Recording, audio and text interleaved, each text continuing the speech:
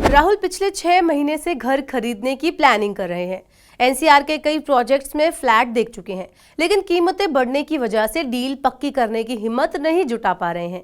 RBI की policy जारी होने के बाद उनकी परेशानी और ज्यादा बढ़ गई है। वो समझ नहीं पा रहे हैं कि घर खरीदने की प्लानिंग को जारी रखें या कुछ दिनों के लिए इसे पोस्टपोन कर दें, यानी कि टाल दें। आखिर क्या है वजह, चलिए आपको समझाते हैं। आरबीआई ने अपनी मौद्रिक नीति की समीक्षा में लगातार तीसरी बार ब्याज दरों में कोई बदलाव नहीं किया है, लेकिन महंगाई के मोर्चे पर चिंताएं बढ़ गई हैं। केंद्रीय बैंक ने सितंबर तिमाही के लिए महंगाई के अनुमान को 1% बढ़ाकर 6.2% कर दिया है। साथ ही संकेत दिए हैं कि अगले 1 साल तक कर्ज सस्ता होने के आसार नहीं है। राहुल जैसे और कई लोग हैं जो कर्ज सस्ता होने का इंतजार कर रहे हैं ताकि घर खरीदने का उनका सपना पूरा हो सके। इसके उलट कई बड़े बैंकों ने होम लोन की ब्याज दरें फिर से बढ़ा दी हैं। दिल्ली एनसीआर में प्रॉपर्टी के दाम भी तेजी से बढ़ रहे हैं। क्रेडाई की रिपोर्ट के मुताबिक साल 2023 की पहली तिमाही में पिछले साल की तुलना में प्रॉपर्टी के दाम 16% बढ़े हैं। राहुल जैसे लोगों की परेशानी का यही मेन कारण है। लेकिन आखिर राहुल के पास अब क्या ऑप्शन है?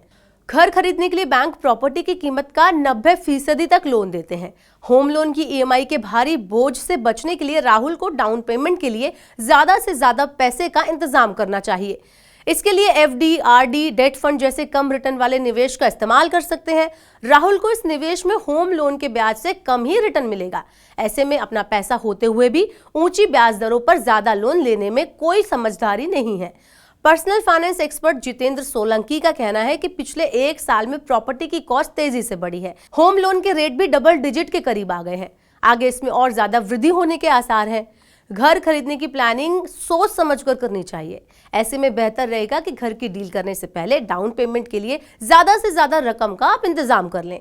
होम लोन की रकम कम से कम रखें, इसमें ईएमआई की रकम भी कम बनेगी। डाउन पेमेंट के लिए अपनी बचत का इस्तेमाल कर सकते हैं, लेकिन अगर रिटायरमेंट आदि के लिए लंबी अवधि का निवेश है तो उसे नहीं तोड़ना चाहिए। जितेंद्र सोलंकी आगे कहते हैं कि आवश्यक वस्तुओं की महंगाई तेजी से बढ़ रही है।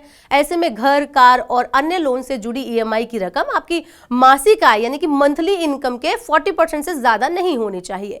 अगर आप इससे ज्यादा ईएमआई रखते हैं तो डिफॉल्ट होने का जोखिम बढ़ जाएगा। इससे आगे चलकर वित्तीय संकट भी पैदा हो सकता है। अगर राहुल के पास डाउन पेमेंट के लिए पर्याप्त रकम, पर्याप्त इनकम नहीं है तो वह घर की डील पक्की करने के लिए आगे बढ़ सकते हैं। अगर पैसे का इंतजाम नहीं है तो घर की प्लानिंग को टाल देना चाहिए। साथ ही डाउन पेमेंट के लिए पैसे जोड़ने की प्लानिंग करें ताकि अपने सपनों के घर को आप आसानी से खरीद सकें।